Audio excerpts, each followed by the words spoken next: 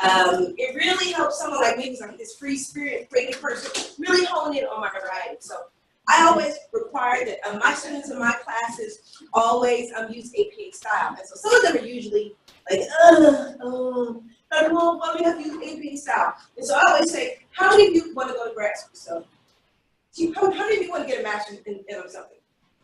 Well, I can tell you, if you're going to get a master's in any styles in the social sciences, an MBA, an MPA, a Master of Art in a communication or social work, you're going to have to know how to use APA style. And I can tell you that what helped me was learning APA style as an undergraduate and applying and, doing that trial and error at that level, because it prepares you, one, to be a better writer, and two, so when you get to that level, you already know. Some great philosopher, some masterful person once said, whatever job you want, whatever degree you want, whatever field you want to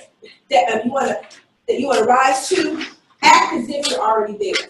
So the idea for me in talking about APA style and helping you guys to engage with it is to know that, hey, when you get to the master's level, you already know how to write like a graduate student, and that's what we want to accomplish here. So I say to you, whether a bachelor's, a master's, or research that you'll pursue, now is the time to learn the right way and discover all the rules. To critique or analyze works that have been published for a while, you'll have the credibility you need by learning to use APA style. Okay, so that's what we'll begin today. Okay?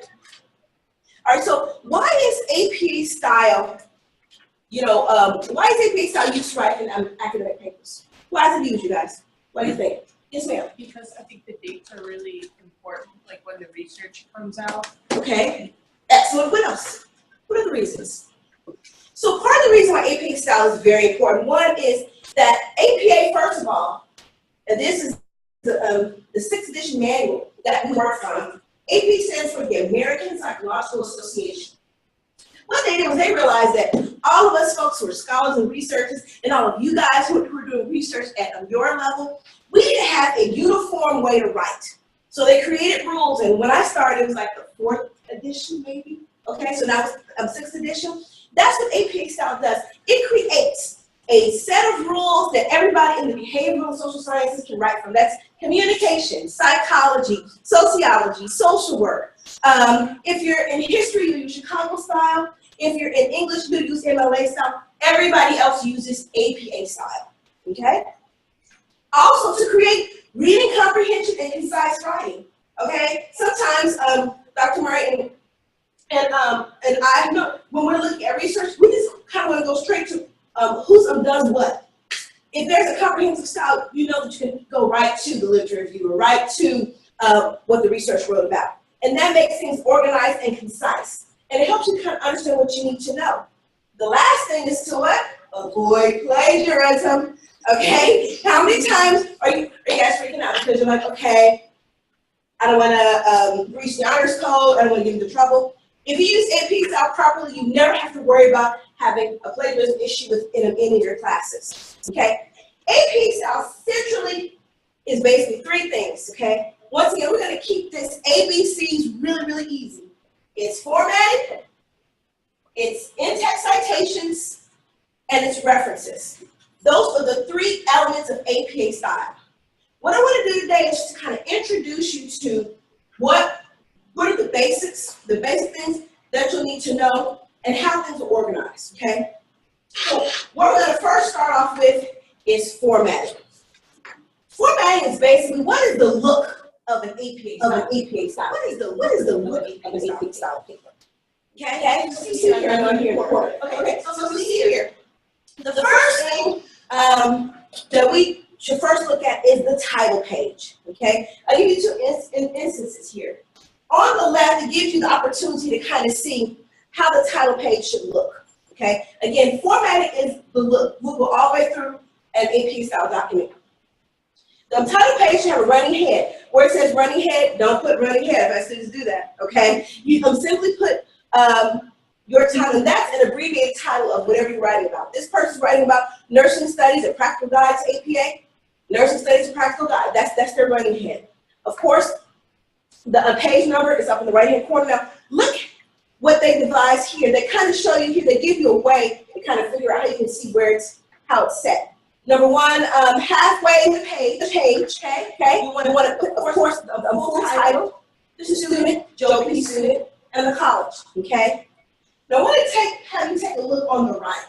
This gives you a more of a traditional look at how the title page on APA works, okay? Here, it helps you to kind of help center things, okay? You get a half page here. It's centered, it's in the middle. Of course, everything's capitalized, the first word, and lowercase, okay? Now, here it gives you a better idea of how it should look, okay? They put running head here. Do not put running head there, okay, guys? Just put the actual running head itself. The title, Wind, Water, and Wall Street Economic Effects of Katrina. Belinda Jones is the author. She's at the University of Patterson, okay?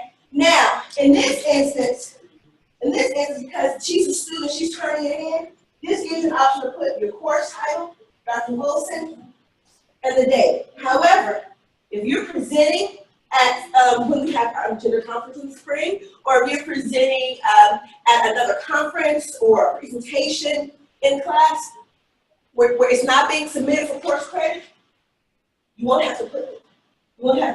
There's no need to put this information here. So you just have the title, and that's it. Your title, this heading here, the title, student's name, and university. Okay. So when you put this one, the one just mentioned. Yes. This bottom section denotates that this project, this written APA style, is going to be turned into, like, if it's for a class assignment. But say you have the opportunity to say, present at like our gender conference where we have to turn in papers, you'll just put the heading here, and you won't need to put that there, okay? So that gives you, so you have the two different options. It shows you how your title should appear. You'll add this information if you're turning it into a professor. If not, take away, it'll just be title page. Is everybody clear about how the title page is formatted? Okay, moving on. The next page, again, the look of the paper is the abstract. That's the second page. And this is really great. The abstract, basically, again, that running head, you'll set that on Word as a header. It should be in your upper left-hand corner in all caps. See how it is? So the heading here is formatting your APA paper, so that's your running head. Okay? The word abstract is centered and bolded, capitalized from the first and in the center. You'll see that that subject heads always look like this. Okay? Bold in the center, where just the first letter of the word is capitalized. The abstract, as it reads, the abstract section should consist of a brief description of what's in your paper. The section should include an overview, experiment of your thesis, a list of participants who's involved in your study, a description of your method, basic findings, and just maybe future key points that whatever your topic or whatever it is that you're writing about may indicate. Okay? It can be that short. And if you see here, here's an actual abstract, from the actual page, okay, without kind of all the indicators. Upper left is your running head, the title abstract, and again, this is your abstract. Now, see what they did here. Keywords, that's also AP style. Aging, attention, information processing. Do you guys know what that's for? If you ever upload your papers, like on the internet somewhere, these words allow your paper to be searched and pulled up, okay? So again, keywords are not necessary for your abstracts, okay? However, they are used, especially for like dissertations. Those of us that got PhDs, we upload our dissertations on our university's website. So anybody that wants to search, we indicate those search words, okay? So this gives you another idea about a long abstract. An abstract, for this write was a little longer, okay? Again, it talks about the study. It talks about who said what they think their study is going to predict. Okay. So once again, first is your title page, then is your abstract. What's the abstract do? It's a one paragraph that talks about what your paper is going to be about. Easy enough. Okay. Moving on. Okay. Formatting the main body, you guys. A couple things that you'll need to know. Write these down. 1-inch margins on each side, top side and bottom. 12-point times row Times New Roman. If you want to use Arial or something crazy, don't. All right? Use Times New Roman. I know it's boring, but it works, okay? Double space the entire paper. And if you lose reference to the same page, will go down to it. Now, you always want to indent. If you'll go back here and see, make sure that you indent the first paragraph, okay? Only. Only. Only. Yeah. Always indent when it's a new paragraph. So make sure that you indent, okay? Main level headers, like we said, that bold in the center. Secondary level header, if used, which we'll show you, will be from the far left. Section heads will be in the middle. Second and other subheads will start from your left margin. Okay? Page number to be at the top right corner. If you'll see here, all right? And the running head should be the top left corner. Once again, look at what's happening on our abstract page. Okay? Excellent. So these kind of give you formatting rules for your main body. Okay? Formatting rules for your main body. Shutter button. Okay? All right. Now, once again, when I'm talking about format, you guys, the format of your paper should have 5 sections. Okay? Five sections. Introduction, literature review, method, results, and discussion. Okay? That's it. And we'll go through and show you how these work. Now, if you're like me, you have a professor like me that assigns a term paper and says, this is what I'm looking for, you may not always use these sections. If you've taken 3310 with me, you know that for the paper that I use, that I assign for the women's movement, I always ask that they do a comparison to a current issue to one of the ways of the women's movement. So that's not a study. So you're not going to use method or results in my paper. But that being said, you'll still use all the tenets of APA style. So again, may not employ all 5 sections. Let's kind of talk about how these are formatted. Again, what is the look? With your introduction, it's the only section that you're not going to put a title, introduction for, okay? You're just going to start your introduction, as it says here. Again, start with the title first. This is the title. It's on double space. Again, and then in the first paragraph, just giving us an overview about what's going to happen. Make sure that the first paragraph, again, is indented. If you happen to use subheaders, remember, subheaders always start from the left margin, okay? But if not, which you shouldn't, just go ahead and give us a talk about what you're going to talk about, what's going to be in your paper, what you hope to find out, okay? And what the reader can expect. And as you see, there's no header for introduction. You just simply write the introduction, okay? And it may go on for 2 paragraphs. And at the end, it's kind of give us a thesis about what the paper is going to be about, okay? And so here's an example of an introduction. A paper called It's Our Things on Paraphrasing of Human Behavior, okay? Right up my alley, all right? Now you see here, once again, all right? The title is centered, the introduction just begins. First paragraph, it kind of gives you really 2 paragraphs about what they're going to write about. Again, it's on double spaced, and at the end, you should end with a sentence that kind of talks about this kind of thesis and kind of leads into next, which is going to be the literature review. Once again, for the introduction, you don't give a section head for that. Okay, moving on. All right, understanding the literature review. I know people like literature review, boring, but in an APA style, credible writers always find out all of the research that's been done on their topic, and that's what happens in the literature review. It's organizing, integrating, and evaluating any published material that's been out there before. It defines and clarifies the problem, summarizes any investigation that was done before, okay? Or maybe say that there's contradictions or gaps, all right? And then it may also just say, here's my solution in solving this issue of manual behavior, okay? All right? That's what literature review does. So what you do is you go through and you do a search.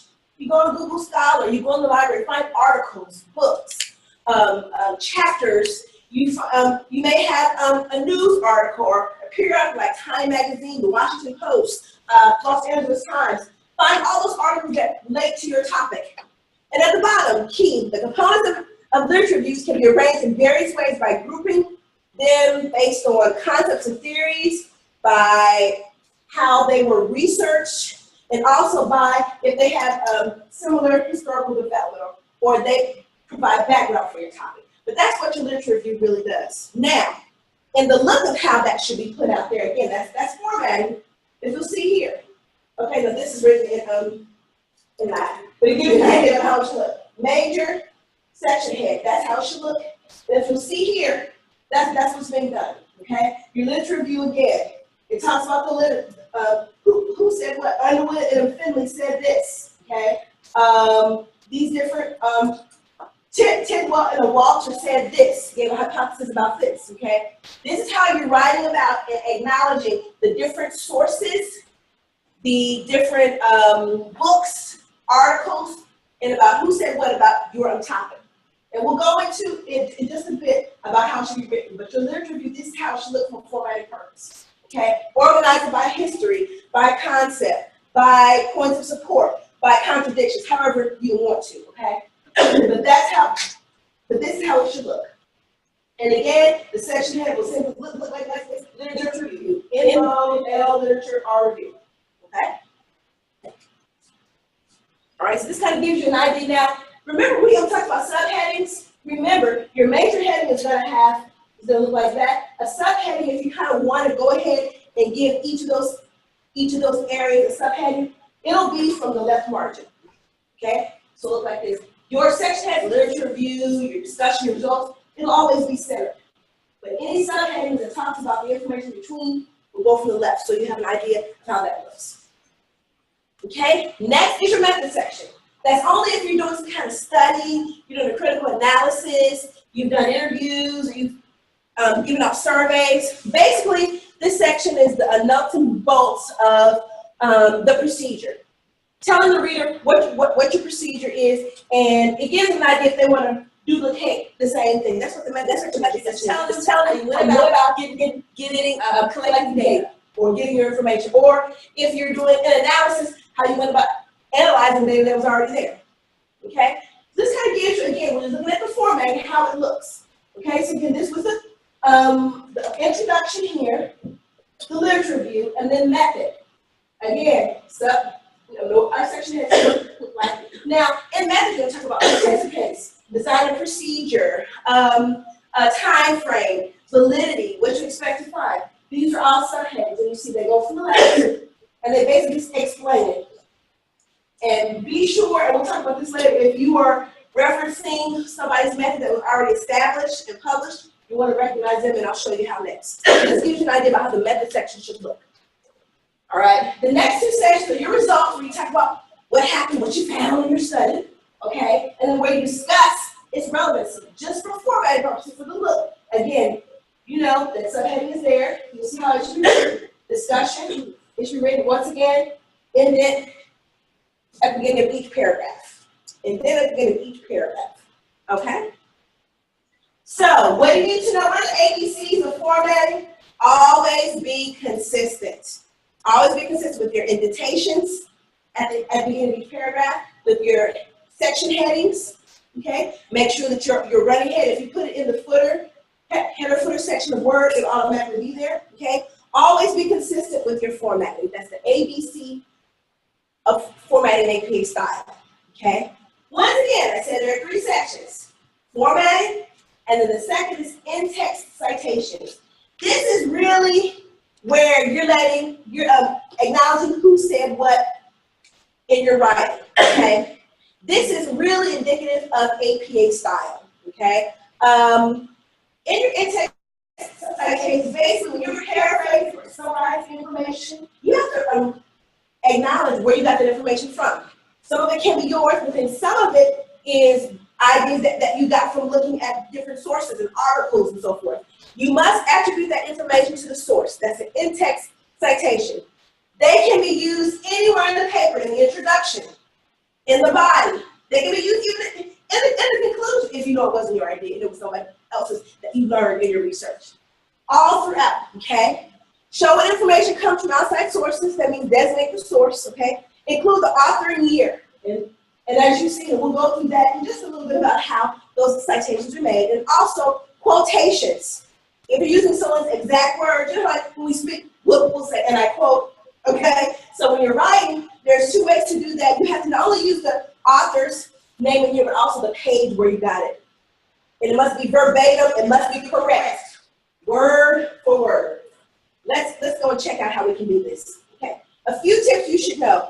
In-text citations and references must be exact. Okay. So say if you're doing your research and somebody named Powell said something, and then you say that somebody named Bush said it.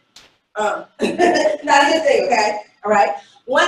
Also have use 1 to 2 words all the way around and double space everything. And I'll show you about the hanging indentation of the reference sheet. Okay, so you guys know what paraphrasing is, right? Where you basically take somebody else's information and you reword it. That's fine to do, and that's what AP style is all about. Just make sure that you acknowledge who said it, okay? And make sure that it coincides and that you're not incorrectly misstating what they said. Okay, so here's some in-text citations, okay? So here's an example. Alternatively, singlehood might provide a lifestyle for women through achievement and occupational accomplishments. And that's basically where that was information that actually I got that came right from my dissertation. Cochrane and White, and I put the year, you can't see it there, okay? So in parentheses, it was 2 authors, Cochrane and White, that's the and sign, comma, and the year, okay? Or another way you could have said is, well, according to the author, you put according to Bell, so you can acknowledge him, but you know you got to put the year. So that shows you how you can do that, okay? Or you may just say, Bedard said this. Again, you have to put the year, okay? And you can say, in a paraphrase way, what that source said and about happiness as it relates to women of color in their relationships, okay? Which is what I was writing about. But this gives you 3 ways where you kind of say it and then acknowledge it at the end. Well, according to, whoever the author is, or you may say, well, Katie said this, okay? All right, well, make sure that you put the year and parentheses, okay? Now, quotes. Remember I said when you use a quote, there's 2 ways to do a direct quote. When we talk, we say, and I quote, and we'll say, end quote. Okay, when you're writing AP style, if it's a long quote, you'll then have to give it its own paragraph.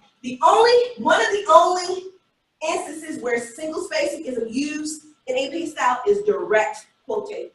Okay, right up here. You'll see, okay?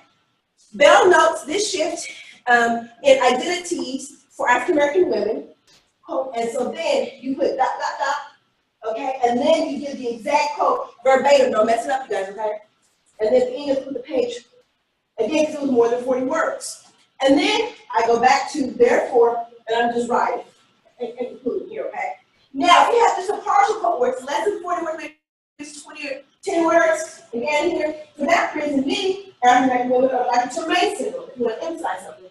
That's putting it right there inside your writing. So therefore, you put Washington and Newman, 1992, page 32.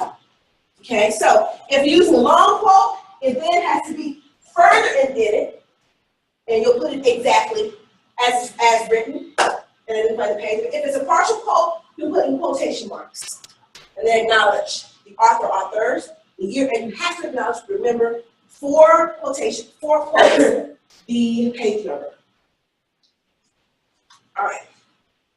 So this gives you an idea, again, about paraphrasing. Again, you guys, paraphrasing, where you can get into plagiarism issues is when you just kind of write exactly what the source says.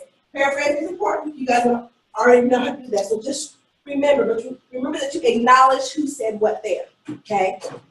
Remember in your paraphrasing here, okay? I just want to show you an example where she paraphrased. See, this is multiple writers, and she did a quote, year, and page, okay? All right? Again, it kind of gives you an idea about how it should look, okay? So, what are the ABCs of in-text citations? Always be crediting, okay? Because if you're like me and you have some super scholar experts who read your paper and say, well, you didn't think this came directly from that, you're running into a plagiarism issue. That's what in-text citations do. They keep you from plagiarizing. They help to protect you against plagiarism. All right, yes. Will you share when you put all the last names, if there's more than 5, I think, the first time, and then the second time you write et al.? Okay, so. I don't know if you were gonna get to that. I haven't, but I will show you here. So whenever you have multiple sources, say it's Koenig, Walton, Collins, Murray, and Harris. The first, and we all published an article on communication. When you first write that, you'll write everyone's name in the order that's on the article, 2017. Okay. For the first time, but then the additional times when you are making acknowledgments from the article that we wrote, it will just be Koenig, comma, et al. It's like a reference here. I'll put on the board here. Those of you who are streaming might not be able to see, so you'll see it'll be here, Koenig, comma, et al. Period. Then that way, each time after that, you're going to put Koenig, Walton, Murray, Harris, okay? And of course, you want to put the year. Okay. That's all 2017, okay? And you'll find our article has more than 2 or 3 names, more than 2, you want to do that. But acknowledge in text the first time all of the authors. Usually it's more than 2 or more than 3, okay? So once again, that's what the in-text citation is about. It's always crediting, you guys. Make sure that if it's not trying to get credited to the article, make sure that you cite it. Sometimes, say if you're writing about social learning theory, we know Albert Bandera created that. He published like 25 articles on that. So make sure you know exactly which article from which year it was. And don't put the wrong year to the wrong idea in your paper, okay? The final area that really makes up AP Styles references, that's that last page. I have students every semester who say they're using APA style and will start their references page with bibliography, works cited. They'll, knowing that we've at least spent the same time that I spent with you to kind of just give the basics of how it should look. It always is, that header is references. Capital R, E-F-E-R-E-N-C-S. Okay? All right, again, the word references. Not works cited, not bibliography, that is not APA style references, is how references are unlisted, okay? They have a format that we're gonna go through, a header indentation. Once again, double space. They must be alphabetized. References must contain every single in-text citation. So make sure that you have a listing on your reference sheet for every single citation that you made. There are programs, I know now, that can do that for you. If you don't have access to it, do what I do. Whenever I'm writing, this is very old school. Whenever I'm writing and I have an article that I'm using to make a point, the first thing is once I make that point, I have a separate references list. And I just build that reference. Knowing right where I'll stop, and I'll make sure that I build that reference. Because if you're like me, and you're going to have your citation, there's going to be somebody whose sole job is to go through and make sure that all of your in-text citations match and are listed on your references list. Okay? Again, this is the manual, pages 41 through 60, gives, to me, are like the best because it gives an example of how AP style should look. And then what I love is it gives you an idea about how certain things should look typewritten, so you kind of know. Okay? And we'll talk about in the end where you can go to source every single kind of reference. Yes? I was going to ask, so for a specific article, if you're pulling like multiple quotes from that, do you have to consistently list like each page? No, as long as it's listed once on your reference sheet. So if you quote it, if you use it 3 or 4 times, that's fine. As long as it is, the in-text citation is correct each time in your body, and that it is listed on your references list. I just challenge you, be sure you don't have an in-text citation in your body that's not listed on your reference. That is a requirement for AP style. Let's look at this really quickly. Okay? I'm going to give you a few examples. Again, on apstyle.org, you'll see every single type online, every single kind of resource effort, YouTube, etc. Here are a couple. Academic journals often find, this gives you an example here, you can see this on the side here. Again, last name, first name, chief faculty. My first institution, 2008, article asking on TV. But what's right here, you remember, asking the first part, if you have a title that has like semicolon, and then the second part to it. The first part is capitalized, as, and then you see this is not capitalized. Well, TV naturally is capitalized, okay? Then after the semicolon, that first word is capitalized, and the rest is not. And you see that, okay? So know that, and you'll see that often for a lot of the references. Again, what's in italics is the actual journal published in, the volume, and the paper, so that's right to him. Find that, that's academic journals. Here's how we look if you had multiple authors, okay? The first author goes first, last name. You always use the first two initials if provided. Here, this person didn't provide a little initial, so J. Patterson, course the year, comma, period, all right? And here, this was a book that was edited. It was a chapter. Sorry, and so the actual, this was the chapter name, and the actual book is what was in italics again. Okay, so you can see. If you have a book, just a book, that just talks about relationships. Here, it was the ethnographic methodology, I can't read it half here, but it was a book about autoethnography, okay? So just a book that was published. That's how this should look again. And you'll see here, the title is in italics.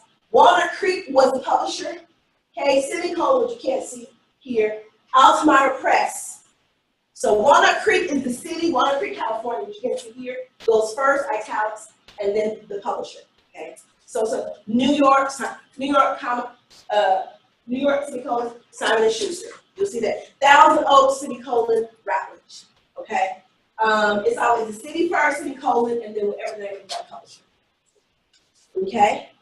This kind of lets you know, here again, if you found something in a book of or in a book that had chapters written by different authors, you'll see that you'll acknowledge first who the author of the chapter was, that name, and then who were the editors. So they actually authored one of the chapters in their book. Okay, again, Thousand Oaks is the city, semicolon, the stage is the publisher. Okay? Again here, television shows. This was Anderson Cooper 360. So you see here the executive producer's name goes in. This is all AP style, and you'll see. And it tells you use brackets, television broadcast. New York, semicolon, the city, CNN, but it's written out cable news network. Okay? Another article, what if it came from a local paper? Houston Chronicle. In this case, it was the Tuscaloosa News for me here, okay? Again here, you'll see it's year, comma, month, and day is in that parentheses there. Okay? The Untitled. And then here, the actual publication is in italics. So this gives you ideas about if it's a textbook chapter. Okay?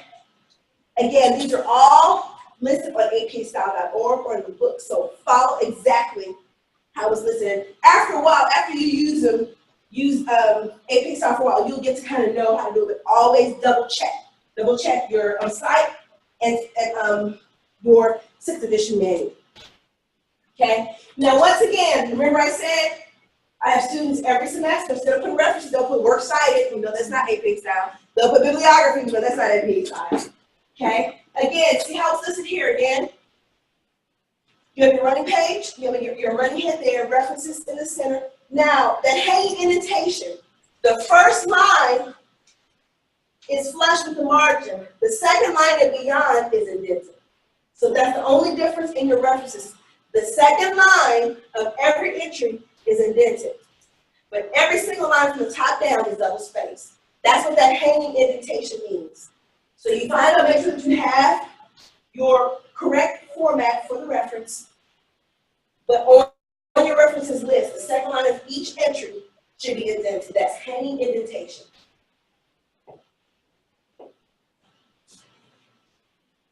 Okay? Those are basics, you guys. Okay? Once again, it's formatting, how the paper looks, those in-text citations, which is crediting, and references. Okay? The ABCs of references is always be correct. Always be correct. Okay? Your most credible resource is the book, which is in the bookstore, or you may have, if you're going to get a master's purchase, just have this. Okay? Or, I know you guys are digital, world, apastyle.org, that's APA's actual website. And you go on there and they list on the left tab where you can go. I know there's hurdle out on some places, but there are some mistakes on some of those sites. So the only correct site is apastyle.org. That is published by the American Psychological Association. APA Style Manual publishes that site. You guys have any overall questions? These are just some of the basics. Any overall questions about APA Style? Any challenges that you may have had previously in using APA Style? Yes? I've had issues in citing an electronic text code. Textbook, okay. And I have too. And you know where I always went to? My APA Style book, okay? See, I'm old school. I mean, I can go to the website, which is in there, all right? But I always go to the book. And if I can't find it here, it's on the site. The website is always being updated all the time. This book, you know, every time a new edition is published, it's published and that's it, okay? And usually it's like a DOI in brackets, and you'll see, because now, so much of what we get is on Google Scholar. You can go there and you find the article, or it's a very credible source, but it's something you found online, okay? Go to apastyle.org, and it gives you a little area where you can put in how to acknowledge an electronic source, be it YouTube, be it a website, be it, you know, some article that you found only online. Any other questions? Any other questions? All right, thank you guys so much. Thank you for our first Lunch and Learn series. Thank you for attending. See y'all on campus.